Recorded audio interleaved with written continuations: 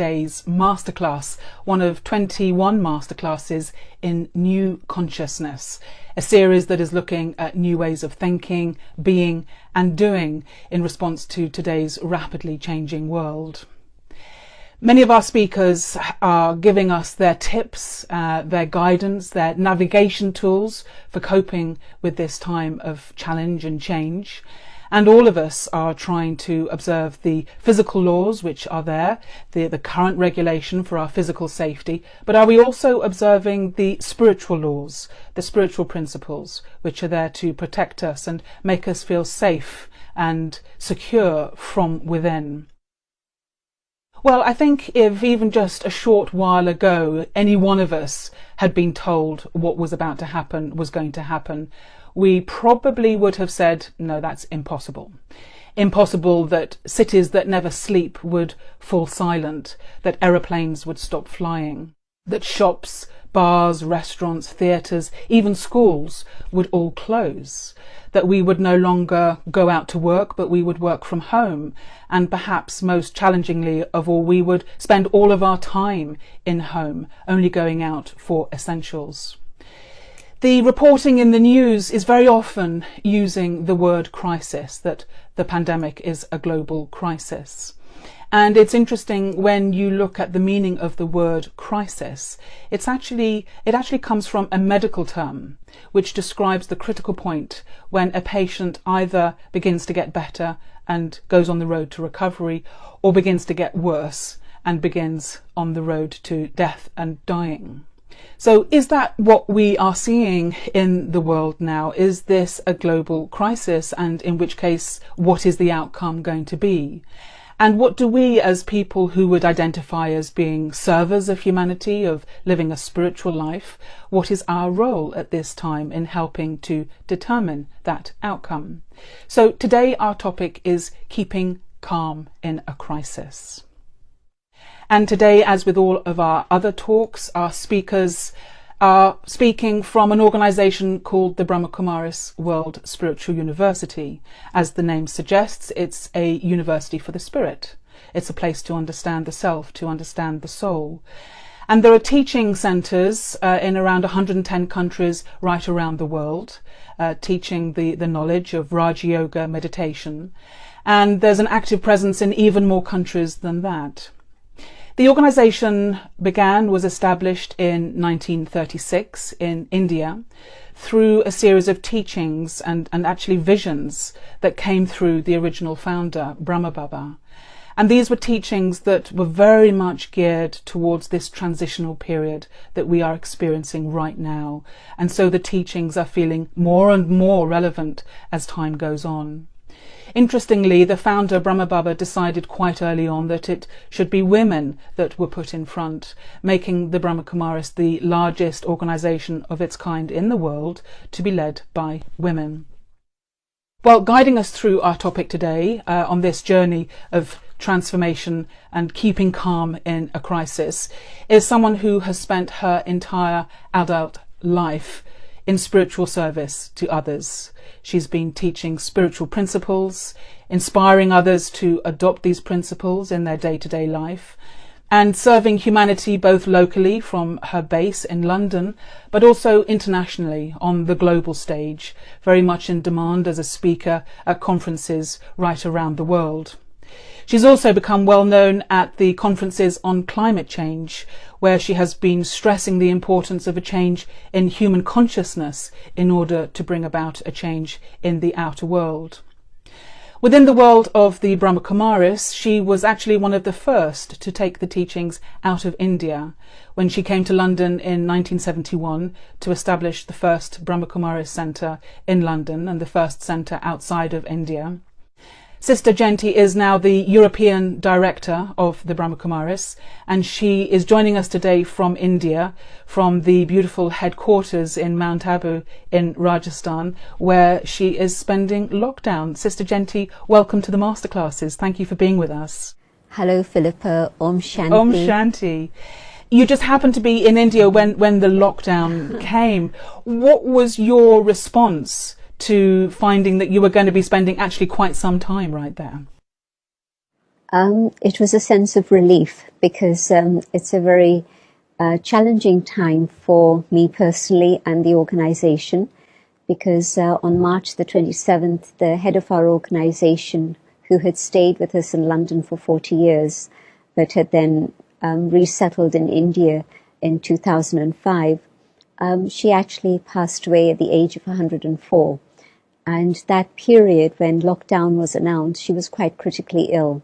So it was a sense of relief that I don't have to think about going or traveling, but I can just be stable in one place and just see how things evolve. And I'm grateful that I was here for her last period and then her final rites. And after that, it's also been a period of settling. And so I'm grateful that I was in India.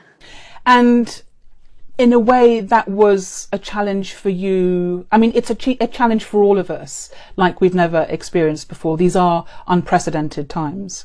But on top of that, you had the death of someone who you'd been very close to, actually since you were a child, had been a guide and a mentor and an absolute support for you throughout your life. Did you feel that your practice actually held up at that point and was there to support you in this double crisis that was happening in your life? Absolutely. If I didn't have long years of meditation training, it would have been very, very turbulent for me. But as it was, I've managed better than I expected. I've been able to manage myself, manage my emotions and feelings, but also, yes, still carry that feeling of that loving presence, now in a greater subtle form. And I'm very grateful, actually, that she left during a period of lockdown, which sounds strange, but I know that she wanted to leave peacefully, quietly, without any fuss. And being who she was, such a giant personality, people would have come traveling on planes and trains for the next few days after her departure, wanting to be there for the final ceremonies. And it was lockdown. Stay where you are, stay safe, stay well, and nobody could travel. And she could just have her wish fulfilled of no expense, perfect simplicity, total economy, in which she left just quietly with just a few of us around her. So it was fascinating to be part of that process. And also the period following her departure, that's still been locked down. And it's again meant that being in one place, there's been time for more reflection on the teachings that she's left with us, on the inspiration she's given us to not just follow in her footsteps, but to follow the one above and to move in that direction so that we come closer and closer to that one. So this crisis, the dual crisis, has been one in which both events have supported each other, which is synchronicity in a way. And so I've been grateful that I've had this time in which I'm stable in one place, because most times I'm not. I'm traveling too much. And so being here at this time has meant that I've had a chance to reflect, and also a chance to be with others who have been her close companions. And I think that's been a blessing, because otherwise I might have been pulled thinking that I'm needed somewhere else. Whereas in fact the greatest need was to be here with those close companions.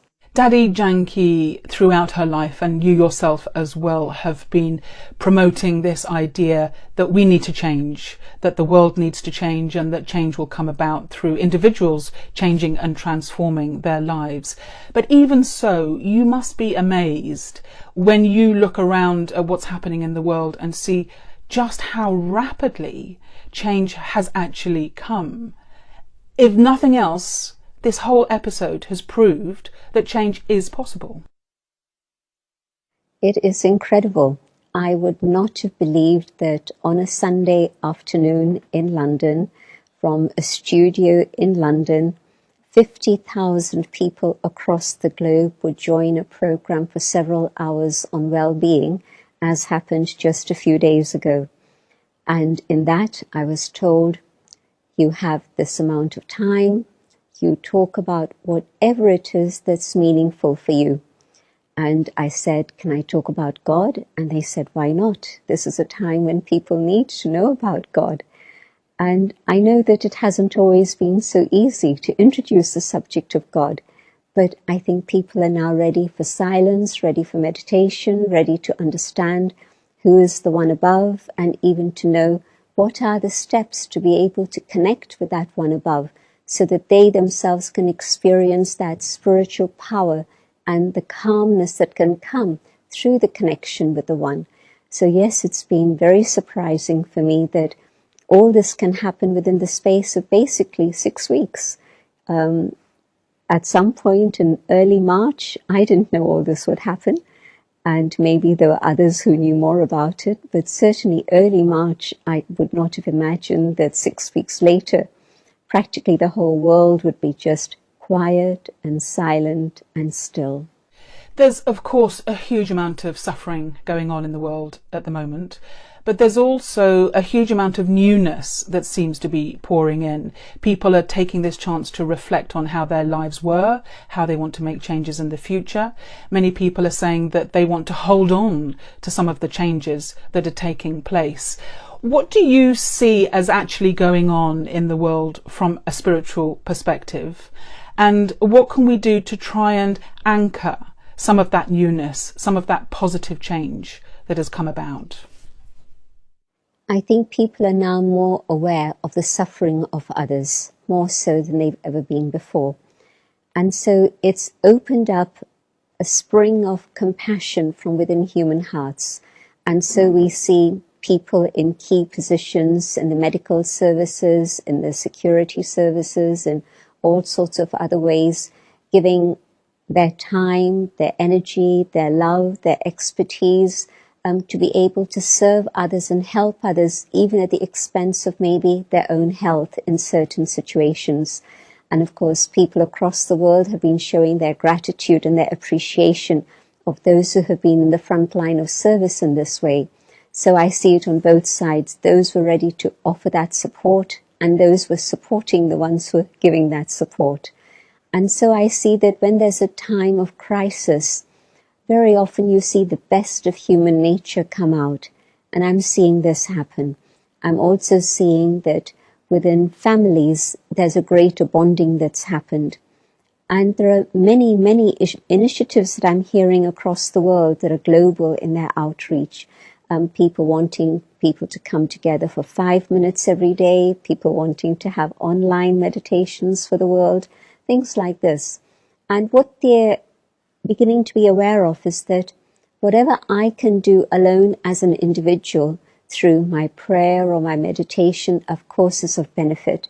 But if we can do this collectively, that energy can multiply and amplify, and it can reach the world and give other people hope for the future. I see that at this moment of crisis, the question of hope is a very important one. For me, it's significant because on a physical level, when a human being has hope for the future, the immunity is boosted. And when we lose hope, that's when our immunity goes down and we succumb to the illness, or there's very dire consequences. And so I see that people are aware that meditation, prayer are ways in which not only do we keep the flame of hope ignited in our hearts, but we're also able to share those vibrations of hope with our brothers and sisters across the world. I think one of the big lessons in a very positive way has been to realize that truly we are a global family. Something starts in one country and it spreads across the whole world. And the virus knows no boundaries, doesn't respect any difference of gender or culture or age or anything.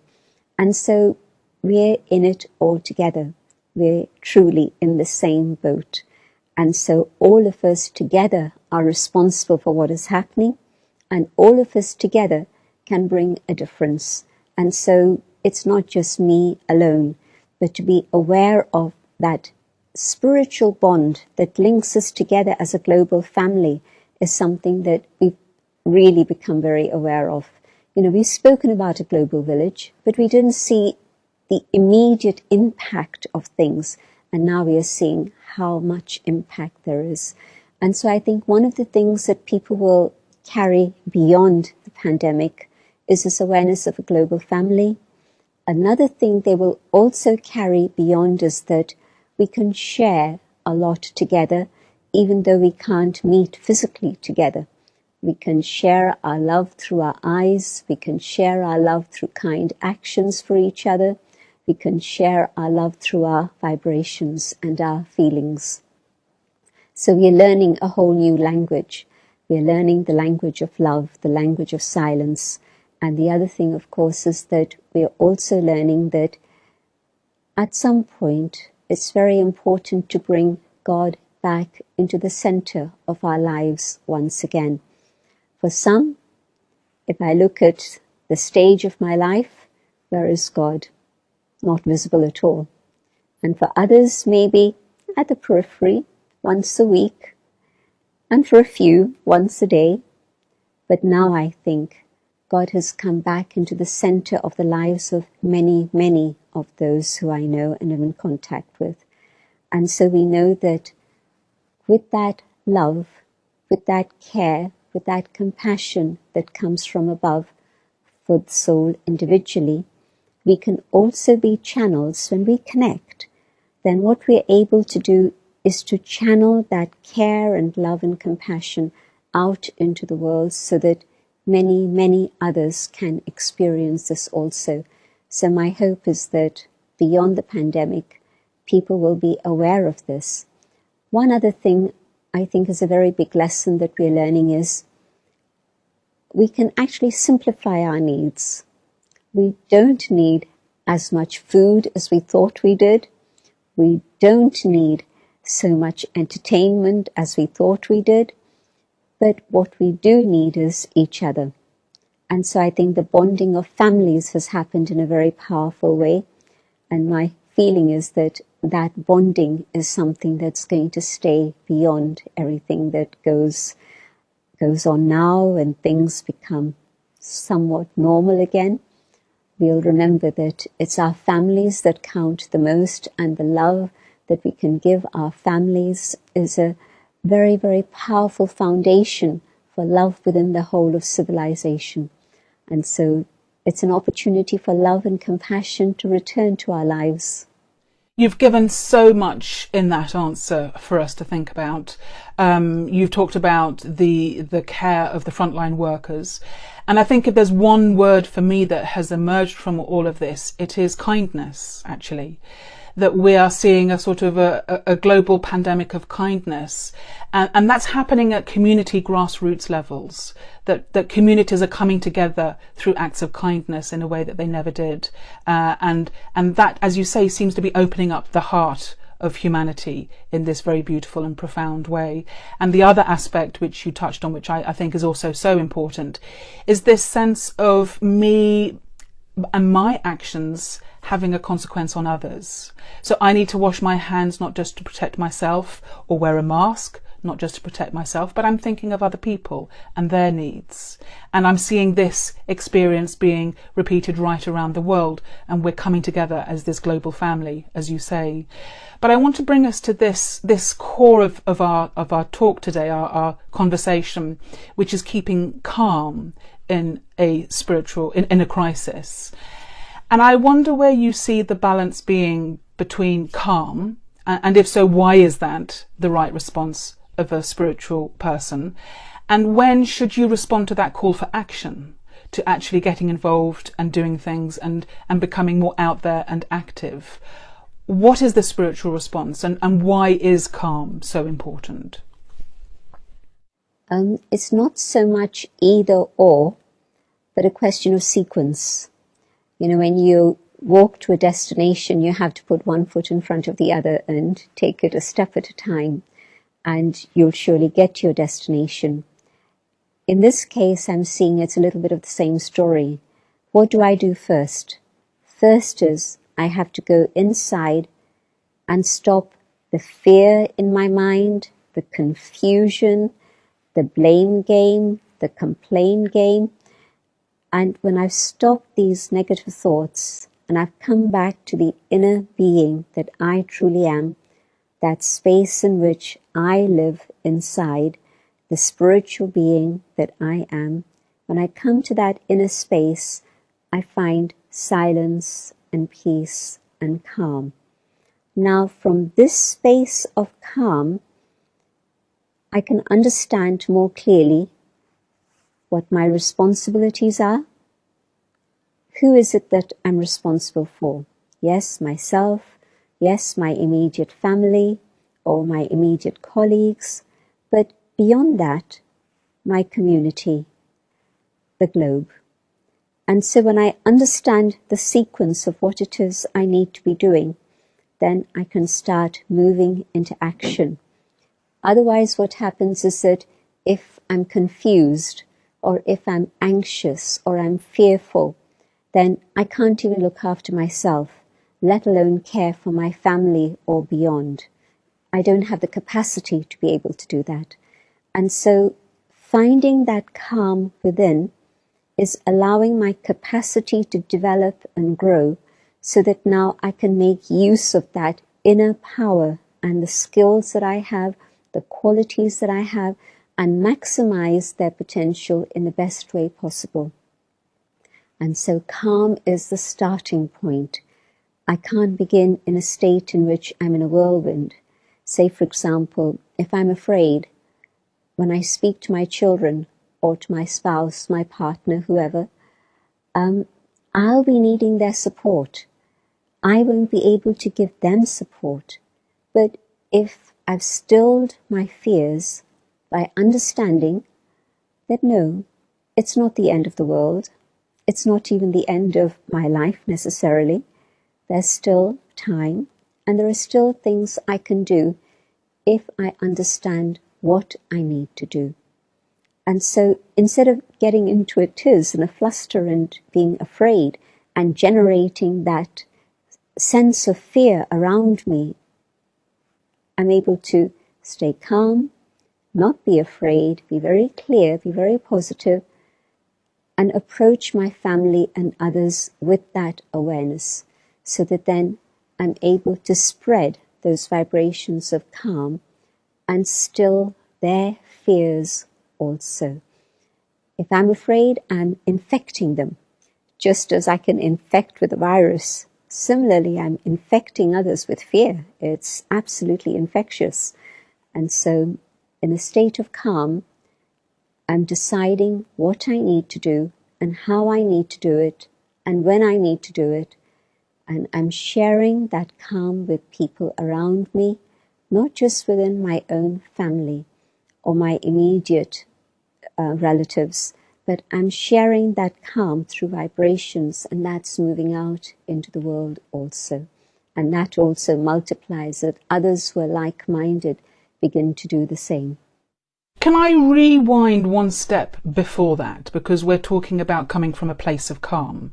But many people's reality right now is that they are experiencing a situation which has got them completely the furthest they can ever be from calm. I'm seeing that mental health cases are going up hugely. We're seeing domestic violence has gone up hugely. We're seeing that things that were weak before are really breaking apart. We're seeing, people's normal distractions are no longer there for them and they're faced with themselves. And so for someone who's maybe living in a small flat, who's maybe lost their job, who's maybe worried about losing their home, who's got children at home, maybe has a husband who is not at all happy, is taking it out on everyone around them. Can you give us a practical first step you can take when it feels like you have become your problems and it feels like you're not going to get out of this hole that you're in? What's the very first thing we should do in order for us to get to that place of calm that you're talking about? Yes, I agree with all the things you've said. I'm aware of all the situations that are arising. And so what I need to do is to just simply ask myself the question, who am I? And it might sound too philosophical and abstract when I'm surrounded by problems, but I can't solve problems if I'm looking at them on the horizontal level. There'll always be complications, and I find an answer, I think it's a solution, but it's creating more problems. I have to find another way to approach this huge, huge crisis. And I would say what I have to do is to step up above. I want to use the word an observer. Many years ago, a social worker told me that she was taught if she's inside a situation with a family and all the crises that are going on within the family, she would never be able to resolve things just staying in that situation. But she had to bring herself out of the situation and be an observer looking in through a window. And if she could detach her consciousness and be an observer and see what was going on, it would make a lot more sense. There would be much more meaning in what was happening.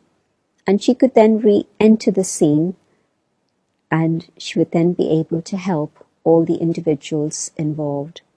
So my suggestion is that we try a little of the same technique. And physically I'm here. I can't even go outside, never mind anywhere else. But what I can do is raise my consciousness to a state up above and look down on what is happening across the world, across the globe, and also what's happening in my own family, in my own home.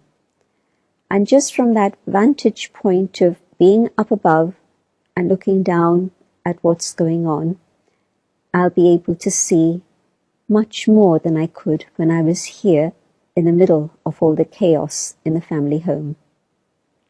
So be up above and look down and see what's going on. And further, second step would be, can I stay calm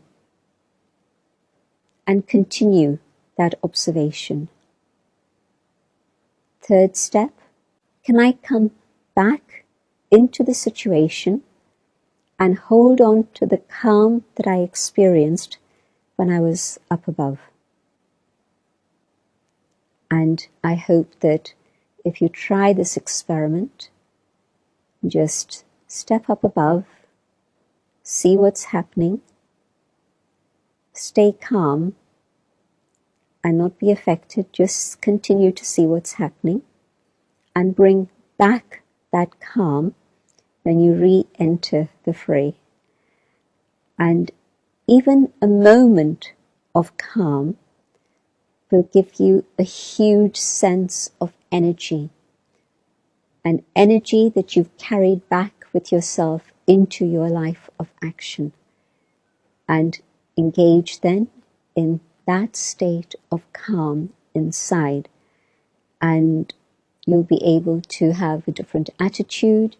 You'll be able to find more meaning in what's going on, and maybe you'll even be able to laugh at yourself and help others keep smiling too. Very fantastically practical steps that each one of us can take. And it is interesting, this experience, because the places that people would normally go to for support, whether that be a church or a synagogue or a mosque or a temple or gurdwara, they're all closed as well. Or people might go to the theatre and cheer themselves up, or go to a restaurant to meet with friends and have a nice meal and cheer themselves up. But we're all of us on our own, locked into our own experience. And this is making many people realize the importance actually of what is going on inside their own mind, inside their own head. And that the support that you need to cope with times like this isn't going to come from anything out there. As you're saying, it's only going to come through maintaining and managing my own internal world. And that brings us on to the importance of trying to establish a regular practice for yourself that when times are good, fine, still do your practice. But when times are hard, you've got a wealth of feeling and experience that you've built up that you can draw on at that time. Can you say a few words about building this up for yourself over time? A practice of meditation is what we're talking about, really. You're absolutely right. If today I begin a practice because I need it, well, fine. But continue that practice beyond the crisis. And if you've already started a practice before the crisis came, great. Because that practice will now stand you in good stead. What happens is that if I'm haphazard with anything, I lose my ability to be able to master that game or whatever it is I'm trying to do. Whether it's cooking, whether it's driving, whether it's using a new program on my computer, I need to keep at it. And I'll master it. And maybe it'll be a short time, maybe it'll be a longer time, but I'll definitely be able to achieve mastery. Same thing with our thoughts. We haven't realized that we are actually the masters of our own thoughts. And I think that this is maybe a very critical point in which I hope many, many people take the opportunity of lockdown to really explore their own inner world and see what's going on. And what I can do is, when I come to the awareness of my own spiritual understanding of identity, and I know I'm this being of light, radiating light from here, what I'm doing in meditation is reminding myself of this, remembering this. Who am I?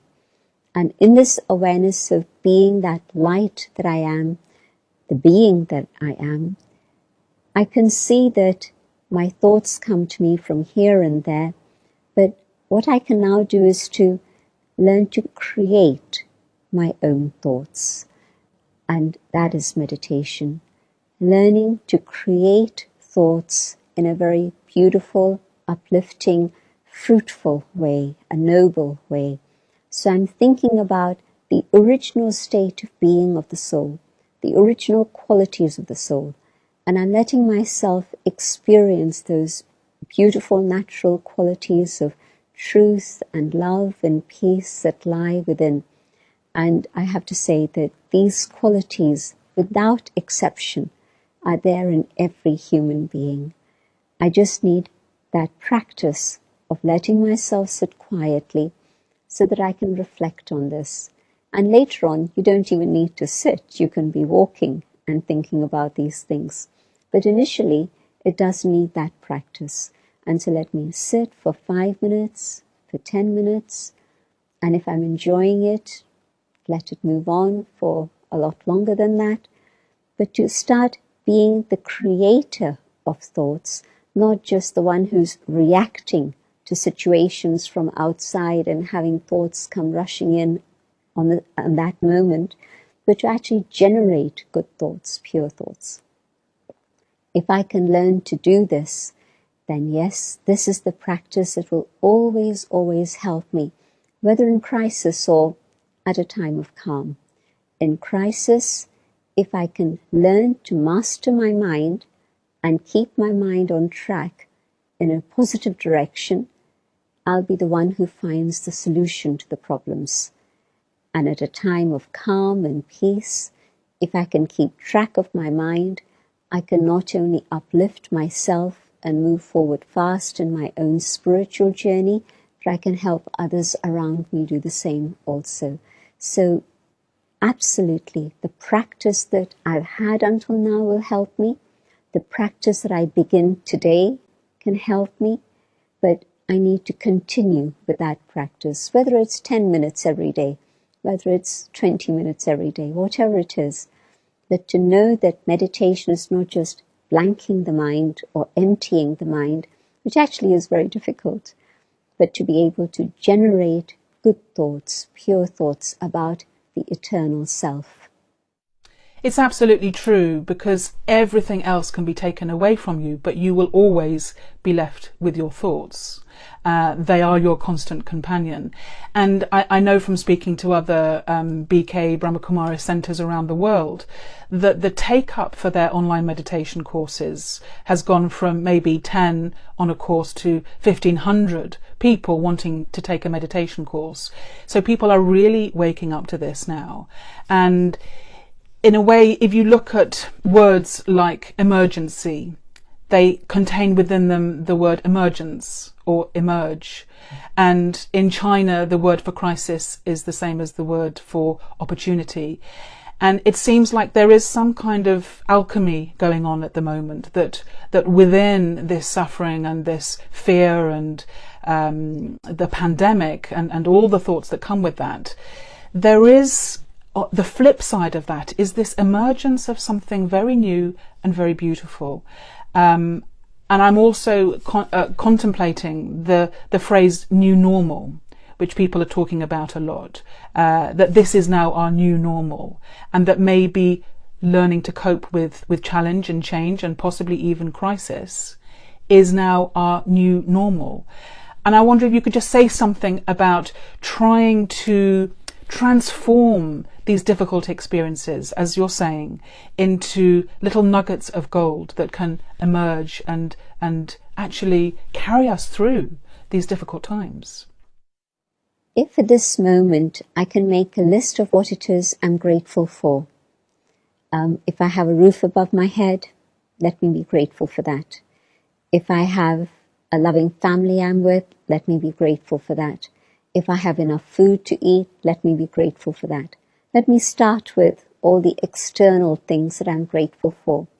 And I'll begin to then reflect on the more subtle things that I'm grateful for. The fact that I'm surrounded with love, or the fact that my family is safe, whatever. But when I start thinking about the things I'm grateful for, then I realize that although this is a very strange situation that I've never been in before, no one in the world has been in this situation before, but yet there are things to be grateful for, and things could be much, much worse. And even if things are really absolutely at the deep end of the scenario in which my worst fears have been realized, even in that situation, let me ask the question, what are the lessons that I'm learning? What is it that is my anchor at this moment? And so to become aware of those things is very significant and important. And also to understand the meaning behind something. I'll give you a simple example. I come out and my car tire has a puncture and I'm not able to drive. I'm thinking about more normal circumstances. But either I can curse it and say, why does this always happen to me? Everything interferes in my plans. I don't know what's going on. But let me pause. Well, maybe it's better that the puncture happened now. Imagine what would have happened if the puncture came when I was driving at high speed on the motorway. And so there's always something to be grateful for. Even in the worst case scenario, there are things that I can be grateful for. And if I can carry this sense of gratitude with me, then that's going to be a very sweet way of moving things in the right direction. When I'm grateful, then it means that I can be positive and I can be loving towards others, kind towards others. If I'm ungrateful and if I'm hating everything that's going on, then in that state of consciousness, whatever it is I do and touch is going to be very difficult. It's going to get worse and worse. But if I can be grateful and from that starting point allow my gratitude, my compassion and kindness to emerge, which it will also bring a cheer to somebody, bring a smile to somebody. I'll be able to do something of meaning and something of value for myself and for others. So I think that if we carry this away with ourselves out of this crisis, it'll be of benefit for all. And I think that this is a big, big transition period. I think we are seeing the transition, well, it's actually a coming together of two things. Things that are highly negative, but also this new awakening of love, of kindness and hope for the future, and this awareness that we're in this all together. It's not one part separated from another part, but we're in the same boat. And the whole human family, the whole of humanity is now on that course in which, if we choose, we can cooperate together, work together instead of getting into conflict with each other. Whether it's my own mind in conflict with myself, or me in conflict with my family, or communities and countries in conflict with each other, we are not going to be able to make it to the next step of evolution. But the next step of evolution has to be that our goodness comes out and is expressed in ways that are meaningful. We've been through a period of darkness. The virus has come in a way as the tip of the iceberg. The darkness has been with us for a long time, but it's now that we've suddenly realized how mechanical our lives had become. And so now, time to slow down, time to stop and reflect and change and start working together so that together, cooperatively, we create a better world for ourselves and for others too. It's everyone together now.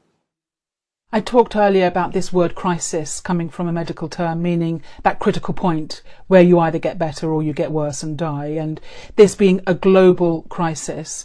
I wonder if we could, before we do some meditation, which would be lovely to do, if we could just go into meditation with your thoughts on what is the prognosis for the global patient.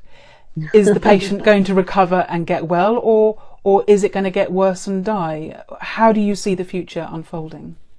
I see that this is the beginning of a period of great challenge. And I think there'll be a few more challenges. Maybe the economic crisis that's going to come following this is going to hit. If I haven't started thinking about deeper things in my life, I think the economic crisis is going to come and make me stop in my tracks and think about life in a deeper way. But beyond that, I see that awakening in which people have had a new understanding and a new consciousness that's come about. That is going to be the norm.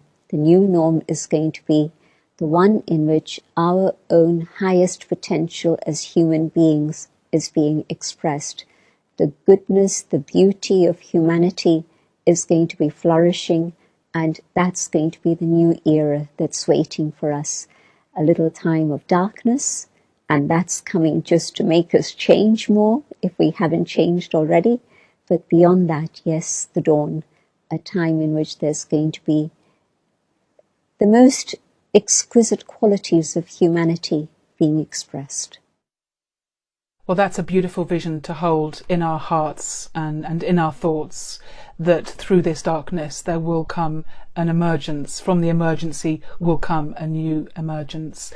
So, Sister Jaynti, it would just be lovely if you could end our time together by leading us into a meditation, maybe focusing on supporting someone who's in that dark place right now, who is needing to find calm to cope with the crisis that is going on, and just give us some thoughts as we just spend a few moments together and experience some of these qualities that you've been talking about.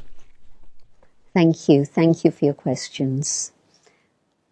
Sitting quietly, let the body relax. Your feet, your legs, your back, your arms, your neck, your face. I visualize myself as that inner being, the being of light shining in the forehead.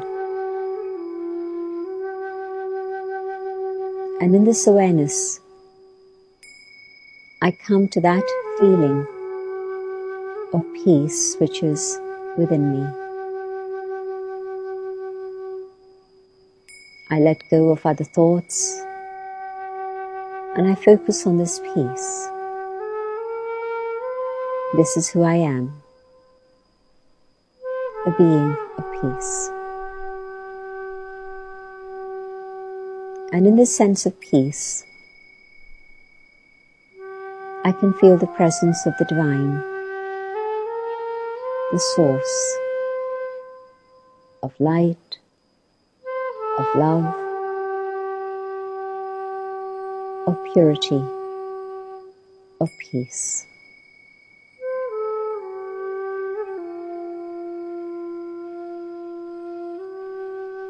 And this light and love reaches out to souls who need to experience this light,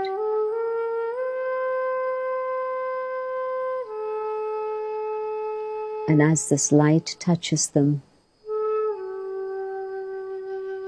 hope is ignited in their hearts, and the power of God's love is able to remove their pain and ease their suffering.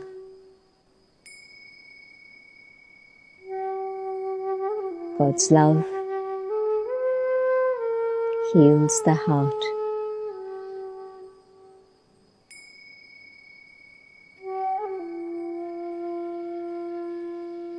And God's light reaches out to the whole human family, touching all those in need,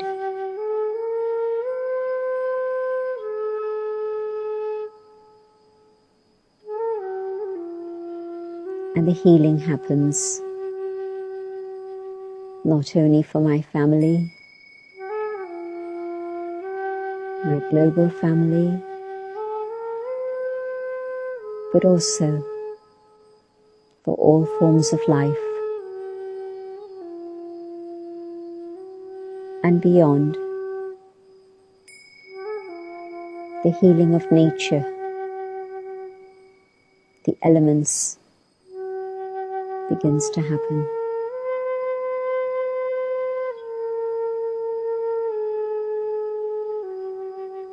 God's love heals the entire planet and everyone and everything on this planet, so that we become whole again and we are united again as a family. I hold the globe in God's light.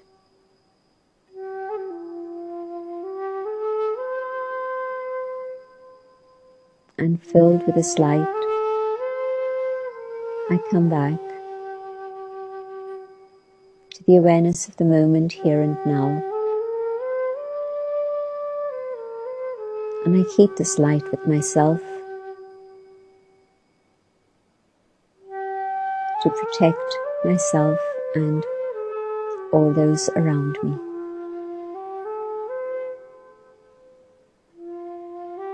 Om Shanti.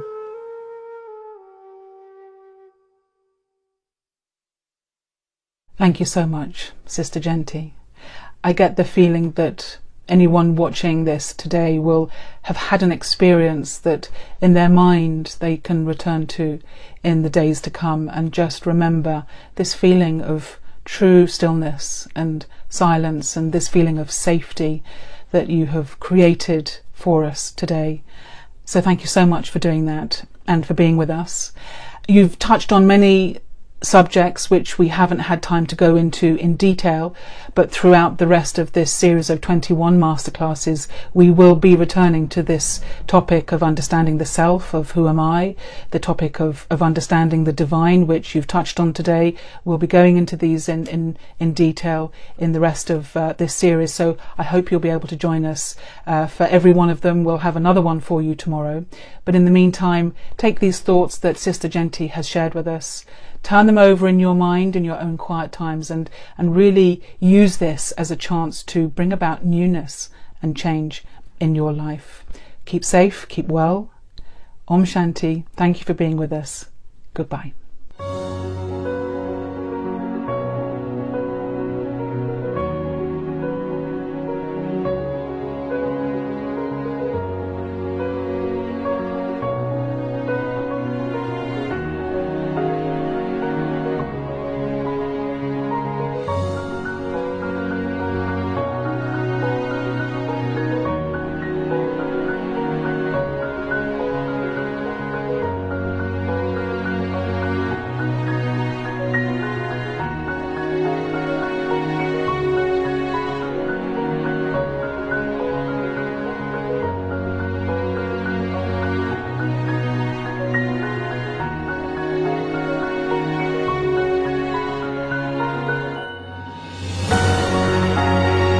21 masterclasses in new consciousness, new ways of thinking, being and doing for the new you.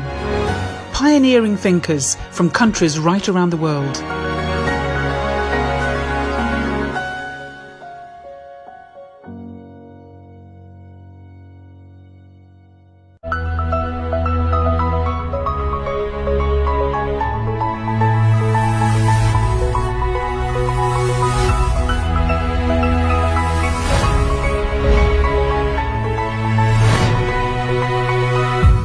Awakening to a new way of living. Each one of us is influencing nature moment by moment.